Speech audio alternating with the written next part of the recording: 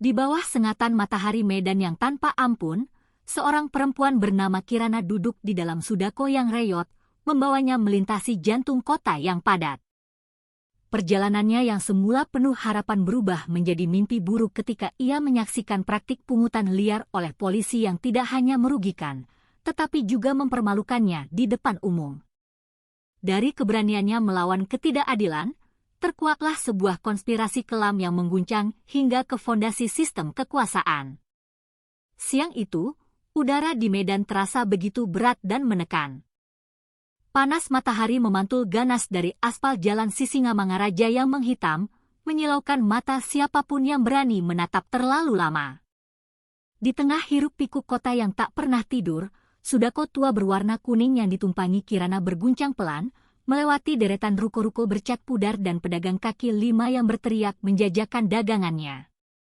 Gamis biru polos yang ia kenakan tampak sederhana, kontras dengan jilbab putih bersihnya yang seolah menangkap dan memantulkan setiap helai cahaya matahari. Tangannya menggenggam erat sebuah map lamaran kerja yang mulai sedikit lecek di ujungnya, sebuah simbol harapan kecil untuk memulai lembaran hidup yang baru. Suara klakson yang bersahut-sahutan, deru mesin becak motor yang khas, dan teriakan para pedagang berbaur menjadi sebuah simfoni kota yang riuh namun penuh kehidupan.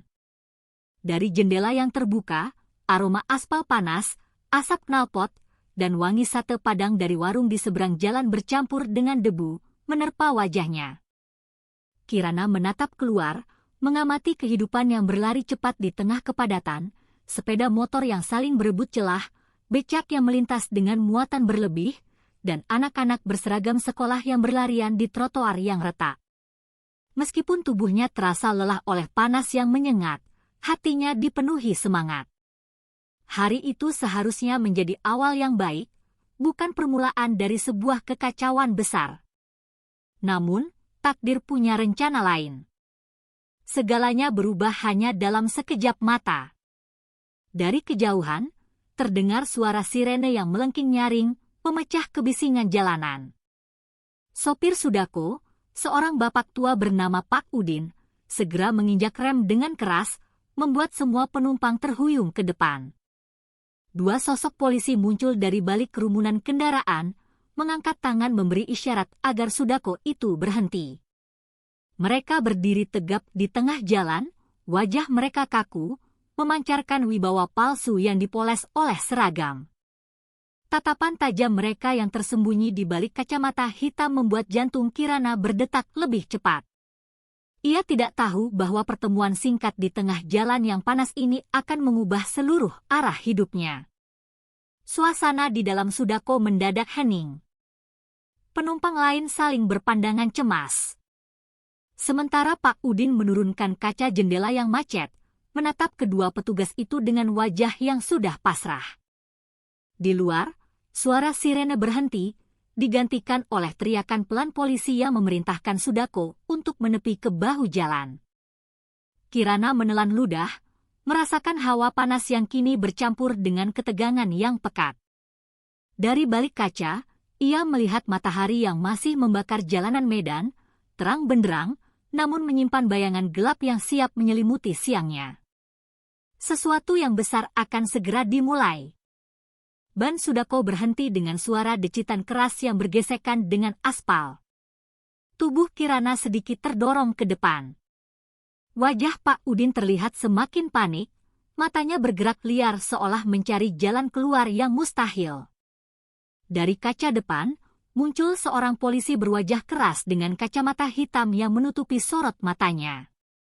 Seragam coklatnya tampak sedikit kusut, namun dipenuhi lencana dan pangkat kecil di bahu, seolah menjadi simbol kekuasaan absolut yang tak bisa diganggu-gugat. Langkahnya berat dan penuh tekanan, seakan sudah terbiasa membuat orang di hadapannya tunduk ketakutan bahkan sebelum ia membuka mulut.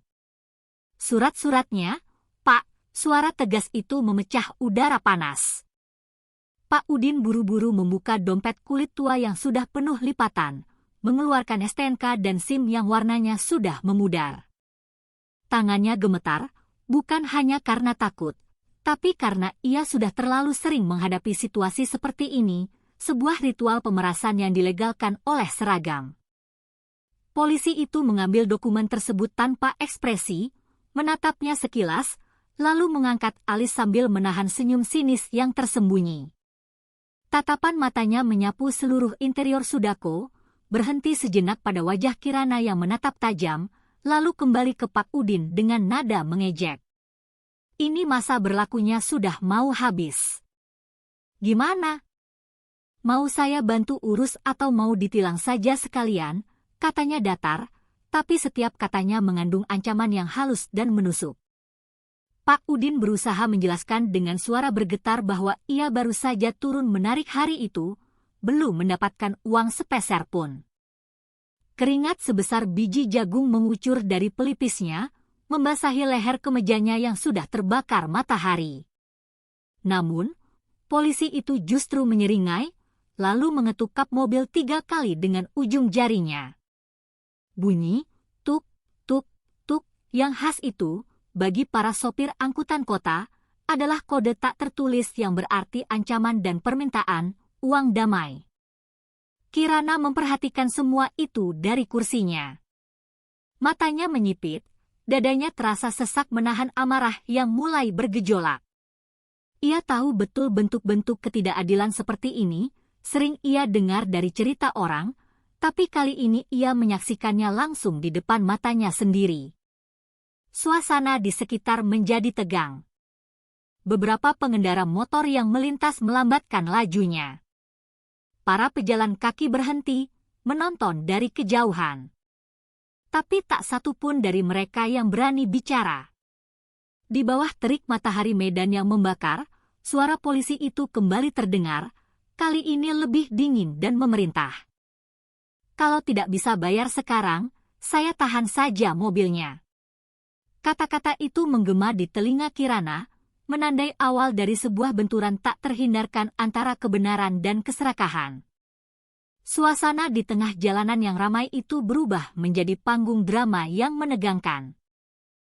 Polisi itu, Bribka Anwar, berdiri dengan dada membusung, seolah jalanan itu adalah kerajaannya. Suaranya semakin keras, sengaja menarik perhatian setiap pengendara yang melintas. STNK ini sudah mau habis masa berlakunya. Saya tahan saja mobilnya sekalian, bentaknya lantang, seolah ingin menunjukkan kekuasaannya. Pak Udin berusaha tersenyum kaku, sebuah senyum putus asa untuk mencoba menenangkan situasi. Pak, saya baru narik. Belum ada uang. Ini pun penumpang pertama saya, ucapnya lirih, tapi nada keputusasaannya terdengar begitu jelas. Bribka Anwar tidak menggubris. Ia malah menatap Pak Udin seperti pemangsa yang sedang menilai mangsanya yang lemah dan tak berdaya. Dengan nada sinis, ia memukul kap mobil dengan telapak tangannya keras-keras. Suara logam yang beradu itu menggemakan arogansi di bawah terik matahari, memecah keheningan sesaat di jalan yang mulai dipenuhi penonton. Kalau tidak mau ribet, kasih saja uang damainya sekarang. Saya malas mengurus surat-surat beginian, katanya kasar. Pak Udin menunduk dalam-dalam, keringat menetes deras dari dagunya. Wajahnya memucat seperti kehilangan seluruh tenaganya. Ia mengeluarkan dompet kulit coklat dari saku celananya. Isinya hanya beberapa lembar uang kecil yang bahkan tak cukup untuk membeli makan siangnya sendiri. Kirana memperhatikan dari dalam Sudako, matanya menyipit tajam. Ia bisa melihat dengan jelas ketakutan di wajah sopir tua itu, sebuah ketakutan yang lahir dari tekanan kekuasaan yang disalahgunakan secara terang-terangan. Bribka Anwar tersenyum sombong, menepuk-nepuk bahu Pak Udin dengan gerakan merendahkan. Cepetan, Pak, sebelum saya ganti pikiran. Kalau tidak, mobil ini saya angkut sekarang juga, bisiknya, penuh ancaman. Penumpang lain di dalam Sudako saling pandang tanpa berani bicara. Beberapa pura-pura menunduk, menatap ponsel mereka, takut terseret dalam masalah. Namun bagi Kirana, keheningan kolektif itu terasa begitu memuakkan. Hatinya bergolak. Di dalam pikirannya, kata-kata ayahnya bergema kuat, seolah baru diucapkan kemarin. Jangan pernah tunduk pada seragam yang menyalahgunakan kekuasaan, nak. Diam saat melihat kezaliman adalah dosa. Kirana menggenggam map di pangkuannya erat-erat, buku-buku jarinya memutih. Napasnya memburu. Ketika ia melihat Pak Udin yang nyaris menangis dan polisi itu yang masih terus menekan tanpa belas kasihan, batas kesabarannya pun pecah. Ia tahu, jika tidak ada satupun yang berani melawan hari ini, maka ketidakadilan akan terus hidup dan merajalela di jalanan seperti ini, setiap hari, setiap saat. Dan di bawah sinar matahari medan yang membakar, langkah keberanian pertama itu mulai terbentuk dalam dirinya. Merasakan darahnya mendidih, Kirana tak lagi bisa duduk diam. Menyaksikan ketidakadilan terjadi di depan matanya bukanlah pilihan.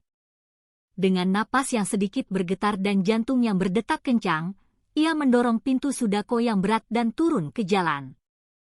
Panas aspal langsung terasa menembus sandalnya, tapi langkahnya tetap mantap. Pak, ini namanya pungutan liar.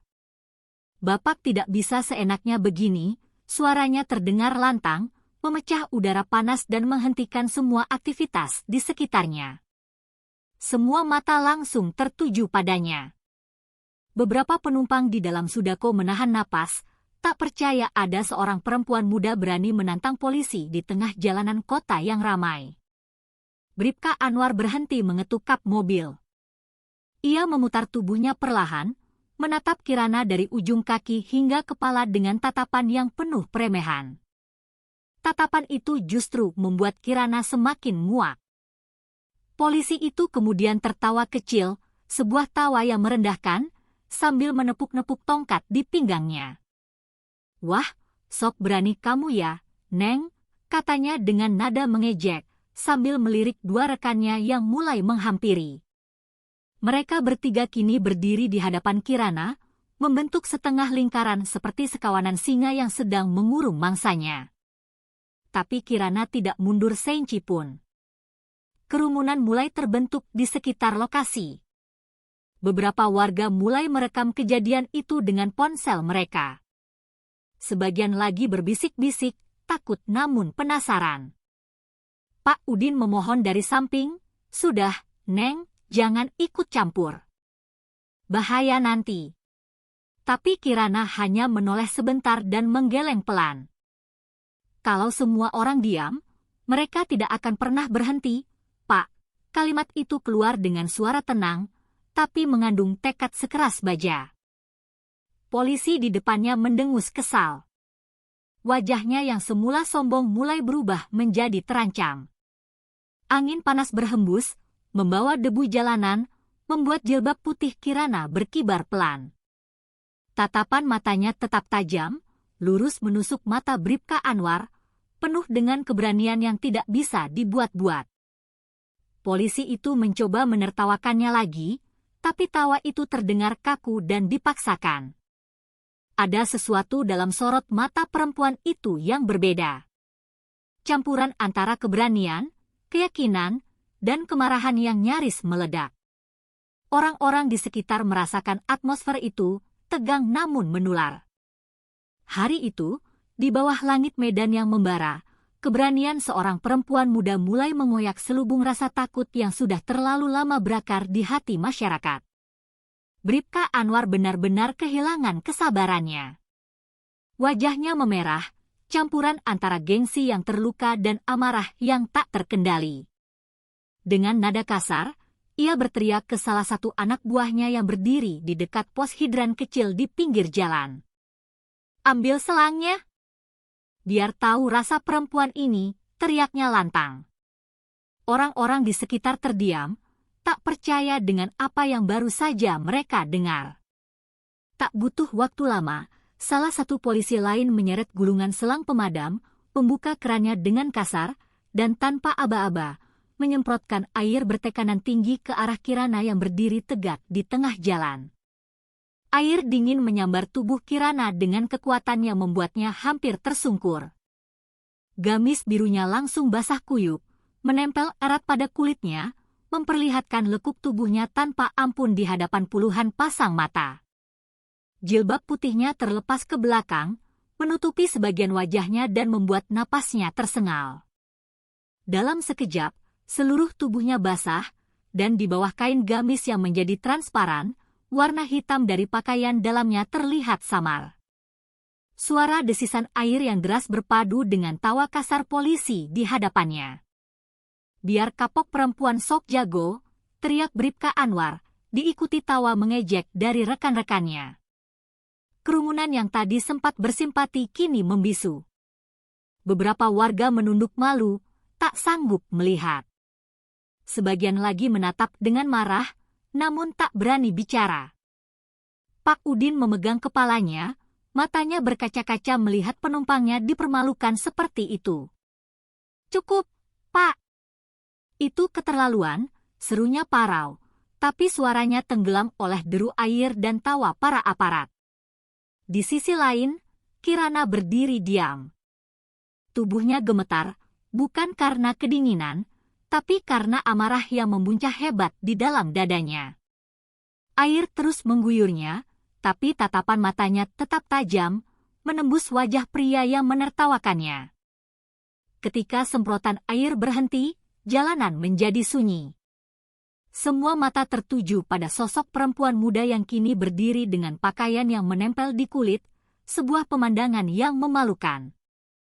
Namun, sorot matanya tidak padam sedikit pun. Ia mengangkat kepalanya perlahan, menatap langsung pada polisi yang memegang selang. Hening selama beberapa detik, lalu Kirana berkata dengan suara rendah namun mengguncang. "Kalian pikir aku akan takut?" Nada suaranya dalam dan bergetar, tapi membawa kekuatan yang membuat beberapa orang di sekitarnya bergidik ngeri. Dalam keheningan itu, semua orang tahu, balasan dari penghinaan ini akan segera datang. Air masih menetes dari ujung rambut Kirana, membasahi pipinya yang memerah karena marah. Napasnya berat, dadanya naik turun dengan cepat, menahan emosi yang hampir tak bisa lagi ia kendalikan. Suara tawa para polisi itu masih terngiang di telinganya, memantul di dalam kepalanya seperti gema penghinaan yang membakar hatinya. Orang-orang di sekitar mulai panik. Sebagian berteriak agar ia tidak melawan, khawatir akan keselamatannya. Sebagian lagi menutup mulut, tak percaya pada apa yang sedang mereka saksikan. Tapi bagi Kirana, semua suara itu telah memudar menjadi latar belakang yang tak berarti. Yang tersisa hanyalah detak jantungnya yang berdebar kencang dan pandangan tajam yang terkunci pada wajah pria berseragam yang baru saja mempermalukannya di depan umum. "Kamu sudah keterlaluan," ucap Kirana pelan, tapi nadanya membawa getaran yang menembus udara, membuat suasana semakin tegang. Polisi itu sempat menegakkan badan, mengangkat alis, dan menatapnya dengan sinis. "Apa? Mau apa kamu?" ejeknya, sama sekali tidak menyadari bahaya yang mendekat. Dalam sekejap, tubuh Kirana bergerak dengan kecepatan yang mengejutkan. Tinjunya melayang, menghantam tepat di pipi kanan polisi itu dengan suara "buk" yang keras dan memecah keheningan. Wajah pria itu terpelintir ke samping, dan darah langsung muncrat dari hidungnya. Semua orang membeku sepersekian detik, sebelum akhirnya suara sorak, jeritan, dan decak kagum pecah serentak di udara. Polisi itu terhuyung beberapa langkah ke belakang, matanya kosong karena kaget dan sakit, menatap perempuan yang baru saja memukulnya dengan tatapan tak percaya. Ia berusaha bicara, tapi bibirnya gemetar dan hanya bisa mengeluarkan suara erangan. Darah segar mengalir di sudut mulutnya. Kirana berdiri tegak di hadapannya. Tubuhnya basah kuyup, tapi sorot matanya tak bergeming sedikit pun. "Kamu pikir rakyat tidak punya nyali, ya?" katanya dengan suara tegas yang menggema. Beberapa penonton mulai bersorak. Suara mereka semakin keras, seolah keberanian Kirana telah menyulut api di dalam diri mereka. "Hajar dia, Mbak!" Hidup Kirana, teriak sebagian warga yang sebelumnya hanya diam ketakutan. Atmosfer di jalan itu berubah drastis, dari ketakutan menjadi keberanian yang menular. Polisi lain yang tadi hanya menonton mulai maju, tapi langkah mereka tertahan oleh tatapan Kirana. Aura yang memancar darinya bukan lagi ketakutan seorang korban, melainkan sesuatu yang liar, terkendali, dan sangat berbahaya. Air menetes dari dagunya, membentuk genangan kecil di aspal yang panas, seolah menggambarkan titik balik dari seorang perempuan yang ditindas menjadi sosok yang melawan. Di bawah terik matahari Medan yang menyengat, Kirana bukan lagi sekadar gadis berjilbab putih yang mencari kerja. Ia telah menjadi simbol perlawanan di hadapan kekuasaan yang arogan.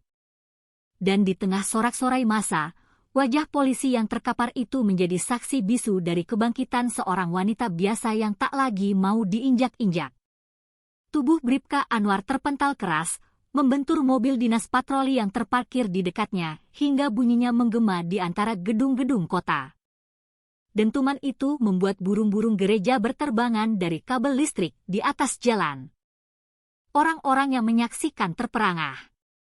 Mereka tak menyangka seorang perempuan bertubuh ramping seperti Kirana bisa memukul dengan kekuatan sedahsyat itu. Namun, Kirana tidak berhenti di situ. Napasnya masih berat, matanya merah menyala, tapi gerakannya mantap dan penuh perhitungan.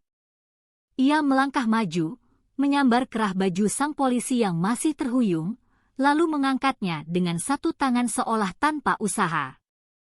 Seakan ada kekuatan besar yang tak terlihat mengalir di tubuhnya. Sorak dan teriakan campur aduk memenuhi udara. Polisi lain yang tadinya berdiri tegak kini ragu untuk melangkah. Salah satu dari mereka mencoba menodongkan tongkatnya, tapi tatapan Kirana membuatnya goyah. Di mata perempuan itu ada sesuatu yang tak bisa dijelaskan. Campuran antara kemarahan yang membara, tekad yang dingin, dan kekuatan yang terasa bukan lagi sekadar kekuatan manusia biasa. Kamu pikir bisa seenaknya menghina orang, suaranya berat, penuh tekanan. Polisi di genggamannya menggeliat ketakutan, mencoba bicara. Tapi sebelum ia sempat bersuara, Kirana menggerakkan lengannya dengan satu hentakan keras. Tubuh pria itu kembali menghantam sisi Sudako Pak Udin, membuat pintu kendaraan itu penyok parah. Suaranya yang nyaring menggema seolah menjadi tanda peringatan bagi siapapun yang menyaksikan. Pak Udin sendiri hanya bisa menatap dengan mulut ternganga, tak tahu harus merasa takut atau kagum. Orang-orang di sekitar spontan bersorak lebih keras. Ada yang bertepuk tangan, ada yang berteriak lantang, "Hidup Kirana!" Tapi di balik sorak-sorai itu, beberapa pasang mata menatap ngeri. Mereka mulai sadar, perempuan ini bukan sembarang warga biasa. Kirana berdiri di tengah jalan, napasnya masih terengah-engah. Air menetes dari rambut dan jilbabnya yang acak-acakan. Seragam polisi itu kini kotor, berlumuran darah yang bercampur debu, dan tubuhnya gemetar menahan sakit. Polisi-polisi lain perlahan mundur, tidak berani mendekat. Dalam diam, Kirana memandangi mereka satu persatu, lalu berkata dengan suara rendah namun tegas, "Jangan pernah hina rakyat kecil lagi." Kalimat itu terdengar seperti guruh di bawah langit Medan yang cerah. Di balik sorakan massa, entah dari mana, sebuah kamera CCTV di sudut sebuah ruko berkedip pelan, merekam setiap detik kejadian yang akan mengubah hidup Kirana selamanya. Untuk sesaat, dunia terasa berhenti. Suara kendaraan yang biasanya memenuhi jalan raya mendadak lenyap. Angin siang yang panas membawa keheningan yang ganjil, seolah waktu enggan bergerak setelah dentuman keras tadi. Semua mata tertuju pada Kirana. Perempuan dengan gamis biru basah itu berdiri tegak di tengah jalan, matanya masih menyala dengan sisa-sisa amarah. Wajahnya tegang, napasnya memburu, tapi sorot matanya tak menunjukkan penyesalan sedikit pun. Di hadapannya, polisi yang tadi menertawakannya kini tergeletak di aspal, merintih lemah sambil menahan darah yang terus mengalir dari hidung dan bibirnya. Lalu, keheningan itu pecah. Tepuk tangan pertama terdengar dari arah belakang kerumunan, disusul sorakan lantang yang semakin membesar. "Hidup Kirana! Hajar mereka biar tahu rasa!" teriak beberapa warga. Dalam sekejap, suasana berubah dari tegang menjadi gegap gempita. Warga yang tadinya hanya menonton kini berani bersuara.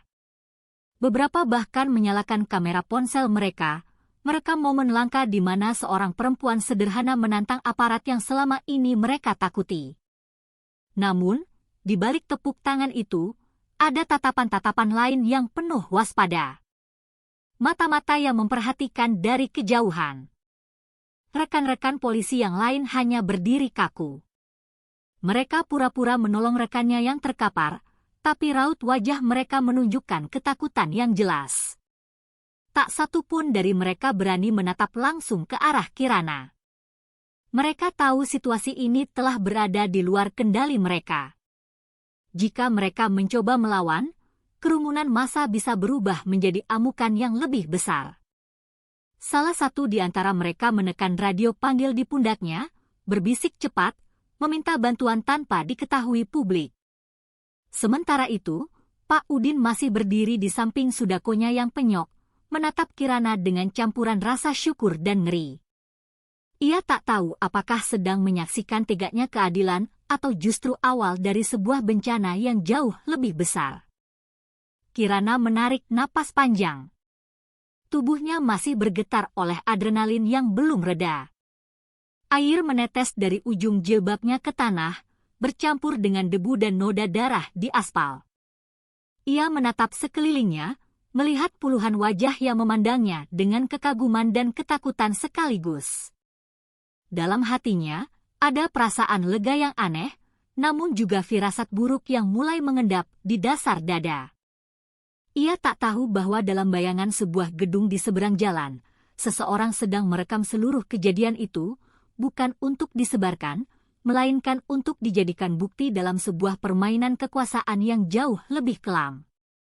Langkah Kirana baru saja meninggalkan kerumunan ketika suara deru mesin berat terdengar dari arah selatan. Dua mobil hitam tanpa plat nomor melaju dengan kecepatan tinggi, bannya berdecit keras di aspal saat mengerem mendadak. Pintu depan langsung terbuka, dan 4 pria berpakaian sipil turun nyaris bersamaan. Mereka bergerak dengan sangat teratur dan efisien. Masing-masing membawa handi talkie dan mengenakan kacamata hitam yang menutupi mata dingin mereka. Salah satunya berbadan tinggi besar dengan bekas luka di leher. Suaranya datar namun penuh otoritas. "Tangkap dia hidup-hidup," katanya singkat. Nada perintahnya jelas bukan berasal dari kepolisian biasa. Terdengar terlalu dingin, terlalu terlatih. Kerumunan yang tadi bersorak-sorai mendadak sunyi senyap. Orang-orang menyingkir dengan cepat, beberapa bahkan mundur sambil mematikan kamera ponsel mereka. Situasi berubah seketika, dari euforia menjadi teror. Kirana memutar tubuhnya, matanya menyipit saat melihat sebuah simbol kecil berbentuk segitiga hitam di saku jaket salah satu pria itu. Sebuah tanda unit khusus yang bahkan ayahnya dulu pernah memperingatkannya. Kelompok yang bekerja di luar sistem, tanpa nama, tanpa catatan resmi. Jantungnya berdegup kencang. Naluri untuk bertahan hidup langsung mengambil alih. Tanpa berpikir panjang, ia berlari ke arah gang sempit di antara dua ruko tua, meninggalkan Pak Udin yang menjerit panik memanggil namanya. Para pria itu langsung bergerak mengejar. Salah satu dari mereka menekan tombol di handi talkie-nya. Suara serak dari frekuensi lain terdengar. Target bergerak ke timur. Aktifkan perimeter 2. Dalam hitungan detik, jalanan di sekitar terasa seperti berubah menjadi arena pengepungan. Dua motor tanpa plat nomor muncul dari arah berlawanan, memotong jalur lari Kirana. Tapi perempuan itu terlalu cepat. Tubuhnya melesat ringan, menendang sebuah tong sampah hingga jatuh menutupi gang dan membuat dua pengejarnya tersandung. Napasnya memburu, tapi pikirannya tetap tajam. Ia tahu ini bukan lagi tentang pertengkaran di jalan. Ini sudah menyentuh sesuatu yang jauh lebih besar. Ia berlari melewati lorong-lorong kota Medan yang sempit, membaur dengan aroma pasar dan dinding berlumut. Di kejauhan, sirene samar-samar terdengar, tapi mobil-mobil hitam itu tetap mengekor. Setiap langkahnya membawa pertanyaan baru. Siapa mereka dan mengapa mereka bisa tahu namanya begitu cepat? Ia menoleh sebentar, melihat sosok berjaket hitam menatapnya dari atap sebuah gedung, menekan sesuatu di alat kecil di tangannya. Seketika, terdengar bunyi dengungan. Sebuah drone kecil terbang, mengikuti arah pelariannya dari atas. Kirana menggertakkan giginya. Ia tak lagi hanya melawan polisi korup, tapi kini berhadapan dengan sesuatu yang jauh lebih berbahaya. Sebuah kekuatan tersembunyi yang selama ini bekerja di balik layar hukum. Langkah kaki Kirana terus berlari di antara ganggang sempit yang becek. Napasnya tersengal, namun pikirannya justru dipenuhi oleh bayangan masa lalu. Setiap detak jantungnya seolah membawa kembali potongan-potongan kenangan lama. Suara ayahnya, Baskara Wijoyo, seorang mantan penyidik yang dulu dikenal jujur dan sangat tegas. Ia teringat suatu malam ketika ayahnya pulang dengan wajah lelah, membawa sebuah map coklat berisi dokumen tebal. Kalau suatu hari nanti kamu melihat kejahatan berseragam, jangan pernah diam, Kirana. Diam itu artinya ikut berdosa, katanya saat itu, sambil menatap mata anak perempuannya dengan tatapan penuh keyakinan. Saat itu Kirana belum mengerti sepenuhnya makna kalimat itu. Tapi kini, di tengah pelarian yang menegangkan, kalimat itu bergema seperti sebuah perintah suci yang tak bisa ia abaikan. Kirana berlari menembus pasar belakang, melewati deretan warung yang sudah sepi. Di balik aroma minyak goreng dan debu siang hari, pikirannya mulai mengaitkan satu persatu potongan masa lalu. Ayahnya dulu dipecat bukan karena gagal menjalankan tugas, tapi karena ia terlalu berani membongkar sebuah jaringan suap besar di kepolisian daerah. Kasus itu melibatkan sejumlah nama penting, termasuk seorang perwira ambisius bernama Kompol Handoko. Dialah sosok yang membuat ayahnya kehilangan segalanya, jabatan, kehormatan, dan pada akhirnya, nyawanya. Karena tak lama setelah pemecatan itu, Baskara Wijoyo menghilang secara misterius tanpa jejak. Dan kini, Kirana baru sadar, polisi yang tadi ia pukul di jalan kemungkinan besar adalah anak buah dari orang yang sama. Keringat menetes di pelipisnya, tapi yang terasa bukan hanya panas, melainkan kobaran api dendam yang mulai menyala lagi di dalam dadanya. Handoko, gumamnya di antara helaan napas. Nama itu terasa seperti duri lama yang tertanam di hatinya. Ia berhenti sejenak di bawah bayangan jembatan penyeberangan, mencoba menenangkan diri. Suara langkah sepatu para pengejarnya masih terdengar di kejauhan. Namun, pikirannya kini jauh melayang ke masa lalu, ke rumah kecil mereka di pinggiran kota di mana sang ayah sering duduk di teras sambil menatap senja. Kalau hukum tak bisa lagi menegakkan keadilan, maka rakyat yang akan melakukannya, ucap ayahnya waktu itu. Dan kini, Kirana sadar, ucapan itu telah menjadi kenyataan lewat tindakannya sendiri. Dari kejauhan, ia melihat pantulan bayangan dirinya di kaca etalase toko yang sudah tutup. Seorang perempuan dengan gamis biru basah, wajah yang mengeras, dan mata yang menyala. Ia hampir tak mengenali sosok itu. Dulu ia hanyalah anak dari seorang penyidik yang terbuang, tapi sekarang ia berdiri sebagai pewaris dari sebuah perjuangan yang belum selesai. Langit Medan masih terang, tapi di hati Kirana, badai sudah bergolak.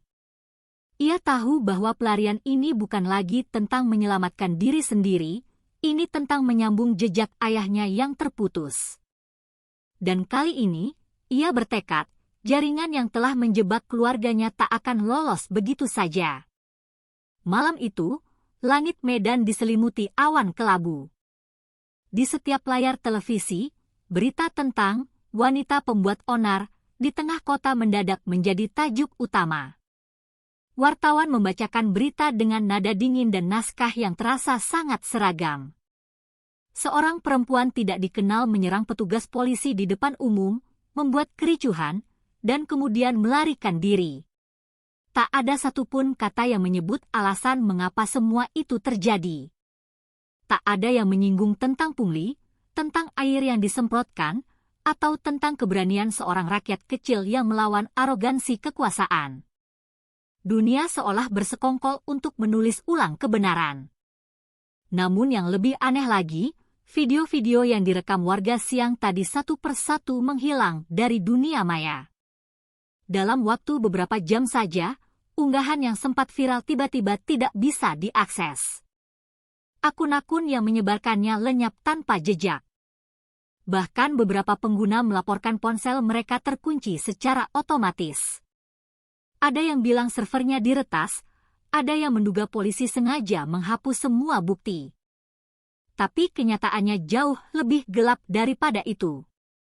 Di balik layar, di sebuah ruangan gelap yang hanya diterangi oleh puluhan monitor, seorang pria berkemeja putih duduk dengan tenang sambil menatap wajah Kirana dari layar besar. Ia menekan tombol hapus tanpa ekspresi, memastikan tidak ada jejak digital yang tersisa. Pria itu bukan orang baru dalam cerita hidup Kirana. Dialah Kompol Handoko, kepala operasi yang dulu memerintahkan penyingkiran ayahnya dari kepolisian. Kini ia kembali beraksi, bukan untuk menegakkan hukum, tapi untuk menutupi kebusukan di balik institusi yang ia lindungi. Kita tidak boleh membiarkan satu video pun bertahan, katanya pelan kepada bawahannya. Di meja kerjanya, berserakan berkas dengan cap merah bertuliskan, Operasi Bayangan 03. Di salah satu lembar laporan itu, nama Kirana kini tercetak tebal dengan tanda khusus, subjek berpotensi berbahaya. Sementara itu, Kirana bersembunyi di sebuah rumah kosong di pinggiran kota. Ia menatap ponselnya yang layar utamanya sudah gelap, sinyal hilang. Semua pesan dan rekaman yang ia kirim ke teman-temannya siang tadi telah lenyap tanpa jejak. Ia baru menyadari bahwa yang dihadapinya bukan hanya aparat korup, tapi sebuah sistem besar yang punya kekuatan untuk mengendalikan informasi. Dunia maya dan dunia nyata kini telah bersatu untuk membungkamnya. Dalam keheningan malam, ia berbisik pada dirinya sendiri, mereka sudah mulai bergerak, tapi aku juga belum selesai. Dan untuk pertama kalinya, Kirana tahu, perang ini bukan lagi tentang pembalasan dendam pribadi, melainkan tentang kebenaran yang sedang berusaha dikubur hidup-hidup. Keesokan harinya, kabar buruk datang seperti petir di siang bolong. Pak Udin, sopir Sudako yang menjadi saksi utama peristiwa itu, dipanggil ke kantor polisi untuk dimintai keterangan. Warga sempat melihatnya datang dengan wajah cemas, mengenakan kemeja lusuh dan membawa tas kecil di tangan kanannya. Ia sempat berkata kepada tetangganya, cuma mau diminta cerita sebentar, nanti sore juga pulang. Namun, sore berganti malam, dan Pak Udin tidak pernah kembali. Istrinya menunggu di depan rumah dengan lampu teras yang terus menyala, tapi yang datang justru keheningan yang mencekam. Tidak ada kabar, tidak ada telepon. Seolah pria tua itu telah menguap dari muka bumi. Beberapa saksi mengatakan bahwa menjelang senja, 2 mobil hitam tanpa plat nomor berhenti di depan rumah Pak Udin. 2 pria berjaket gelap turun, berbicara sebentar dengan seseorang di dalam rumah, lalu pergi bersama Pak Udin. Setelah itu, tak ada yang tahu kemana arah mereka pergi. Saat tetangga mencoba melapor ke polisi, mereka justru diancam untuk tidak ikut campur. Urusan ini sudah diambil alih oleh pihak pusat, begitu jawab petugas dengan nada dingin. Kalimat itu membuat bulu kuduk warga berdiri. Semua sadar, kasus ini bukan lagi perkara kecil di jalan raya, tapi sesuatu yang jauh lebih besar dan jauh lebih berbahaya. Sementara itu, Kirana, yang bersembunyi di sebuah rumah kontrakan kecil di luar kota, membaca berita tentang saksi kunci yang belum kembali. Matanya berkaca-kaca. Di layar ponselnya yang setengah rusak, ia menemukan sebuah pesan misterius yang masuk tanpa nama pengirim. Dia tahu terlalu banyak. Jangan kembali ke kota. Jari-jarinya bergetar saat menatap pesan itu. Ia sadar, mereka yang dihadapinya bukan hanya aparat di lapangan, tapi sebuah jaringan rumit yang menyatukan pejabat daerah, pengusaha hitam, dan perwira tinggi dalam satu lingkaran setan. Aliran dana dari proyek pembangunan fiktif, pungutan liar di seluruh penjuru kota, dan transaksi senjata ilegal semuanya bertemu di satu titik, Medan, tanah kelahirannya sendiri. Malam semakin larut, dan di luar rumah, suara kendaraan pelan terdengar berhenti. Kirana menengok lewat celah jendela yang sempit. Matanya menangkap siluet dua pria berjas hitam berdiri di pinggir jalan, menatap lurus ke arah rumahnya. Ia menahan napas, mundur perlahan, lalu mematikan semua lampu. Dari balik kegelapan, pikirannya berpacu. Ada seseorang dari dalam lingkaran kepercayaannya yang telah membocorkan keberadaannya. Ia tidak tahu siapa, tapi jelas pengkhianatan telah terjadi. Dan ketika bayangan mobil hitam itu kembali melaju menjauh, Kirana bersumpah dalam hati, ia akan membalas. Bukan hanya untuk Pak Udin, tapi untuk semua orang yang sudah dibungkam oleh sistem busuk yang kini mengincarnya dari setiap sudut kota. Hujan rintik turun malam itu, menambah kesan kelam pada perjalanan Kirana. Dengan hati-hati, ia melangkah di antara semak basah menuju sebuah gudang tua di pinggiran Medan, tempat yang dulu sering dikunjungi ayahnya sebelum dipecat. Dindingnya sudah retak, atapnya bocor di beberapa tempat, dan bau besi karat bercampur debu memenuhi udara. Namun bagi Kirana, tempat itu bukan sekadar gudang. Itu adalah sisa peninggalan terakhir dari perjuangan ayahnya yang belum tuntas. Ia menyalakan senter kecil dari ponselnya. Sinarnya menembus gelap, menyorot tumpukan peti kayu dan map-map berdebu yang berserakan. Setiap langkahnya bergema pelan, seolah ruangan itu menyimpan napas masa lalu yang enggan padam. Tangannya gemetar saat menarik satu map tua yang terselip di balik papan kayu. Kertasnya sudah menguning, ujung-ujungnya hampir hancur. Di halaman depan, tertulis huruf tebal berwarna merah, Proyek Bayangan 03. Di pojok kanan atas, tertera logo sebuah lembaga intelijen negara, bukan kepolisian. Seketika bulu kuduknya berdiri. Ia membuka halaman demi halaman, menemukan diagram-diagram aneh, foto-foto, dan laporan eksperimen yang disebut-sebut dilakukan untuk mengembangkan kemampuan fisik manusia melalui pelatihan ekstrim dan manipulasi biologis. Semakin ia membaca, semakin jelas bahwa ayahnya dulu sedang membongkar sesuatu yang jauh lebih besar daripada sekedar kasus korupsi biasa. Lalu, matanya berhenti di satu halaman. Ada daftar nama pejabat aktif dan perwira lapangan yang terlibat langsung dalam proyek rahasia itu. Di baris paling atas, tertulis dengan jelas, Kompol Handoko, Kepala Operasi Khusus Medan. Tubuh Kirana menegang, napasnya tertahan di tenggorokan. Nama itu seperti pisau yang menembus kembali semua kenangan masa kecilnya. Tawa sinis di jalanan siang tadi, wajah arogan di balik seragam coklat, semua kini terhubung. Dialah dalang yang menjebak ayahnya, menghapus semua bukti, dan kini memburu dirinya. Dunia terasa berputar. Kirana bersandar di dinding dingin gudang, menatap langit-langit yang bocor sambil mencoba mencerna kenyataan pahit itu. Tiba-tiba, suara langkah kaki terdengar di luar. Cepat, berat, dan berirama. Ia segera mematikan senter dan bersembunyi di balik tumpukan peti. Pintu gudang berderit perlahan, dan seberkas cahaya lampu senter menembus celah. Dua siluet pria berjas gelap masuk, sambil berbicara pelan lewat radio mereka. Subjek mungkin sudah di dalam. Perintahkan penutupan sektor. Kirana menahan napas, jantungnya berdetak kencang. Ia menggenggam map bertuliskan, proyek bayangan, erat-erat di dadanya.